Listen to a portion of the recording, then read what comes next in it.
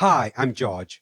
Today, let's understand how God created plants before the sun. In the Bible, Genesis chapter 1 says that God made the sun on the fourth day, but he created plants on the third day. This makes some people wonder, how did the plants grow without the sun?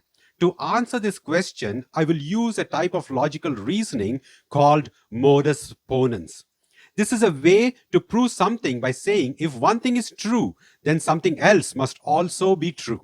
Let's look at how this works. Premise 1. If God is sovereign and not bound by natural laws, then God can create and sustain plants without the natural process as we understand now. Premise 2. God is sovereign and not bound by natural laws. Therefore, the conclusion would be God can create and sustain plants without the natural process as we understand now.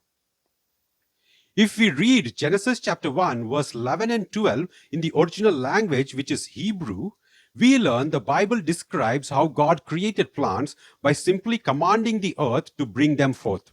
The text emphasizes that when God spoke, the earth immediately responded and produced vegetation, including grass, trees, and fruit-bearing plants.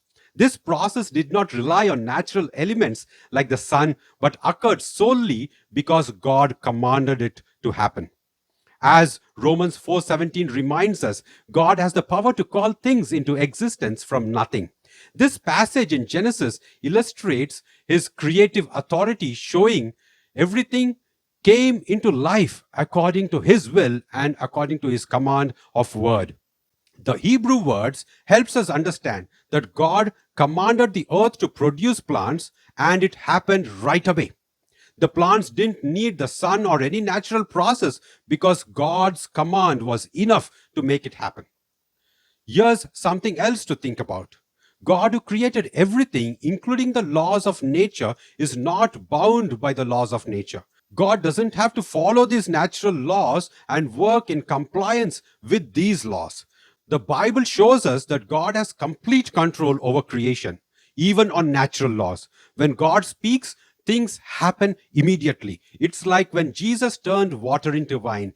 It happened instantaneously, as mentioned in John chapter 2, verse 1 to 11.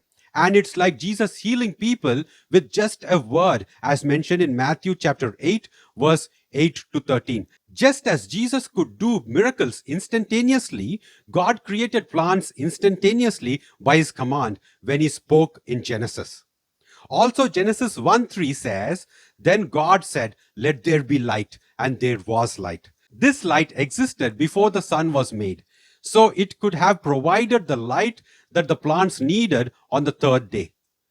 The light might have worked like the sunlight, helping the plants to grow. In conclusion, God, who made everything, is not limited by natural process that he himself created. The Bible tells us that God commanded the earth to bring forth plants, and they grew right away, supported by the light God has already made on the first day. This shows us that God is in control of everything, including the natural laws which he himself made.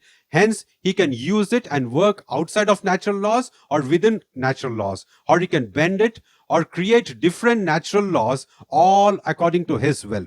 This is what we see when God creates new heaven and new earth, as mentioned in Revelations chapter 21, verse 1. This is the God of the Bible. This is the God of Genesis. This is our God. Would you believe in this God?